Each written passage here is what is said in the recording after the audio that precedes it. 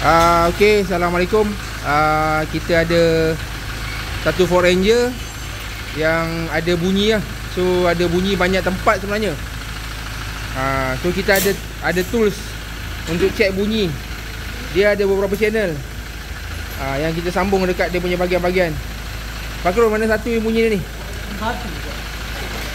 Nombor satu. Okey, nombor satu.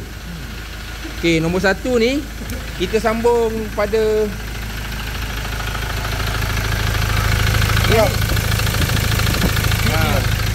kita sambung kat head. Dia baru tukar head tu, dia buat tak tahu.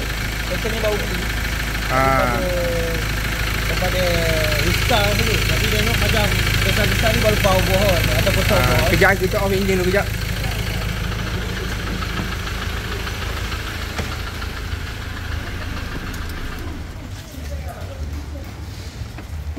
Okey, Okey, kereta ni baru beli sebenarnya. Kalau tengok pada cylinder head tu baru. Atau baru buat turbo, tapi orang ada beritahu dia banyak kali leaking air kan. Jadi bunyi tu bukan datang daripada injektor ke apa, macam buka cylinder head. Okey, nak tunjuknya kita ni nak check bunyi tu, dia ada tools dia lah. Ada tools dia, ada special tool dia lah. Ambil sikit dulu tengok dia punya tools tadi. Ada tools dia. Macam ni lah, Rafai masuk Rafai. Okey.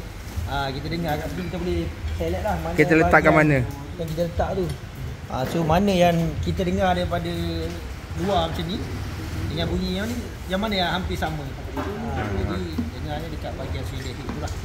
Okey. Kuat juga dalam tu. So, terima kasih. Terima kasih. So, itulah kita nak check bunyi. Nak jadi lagi mudah. Kita tak try error. Okey, terima kasih Fakrul.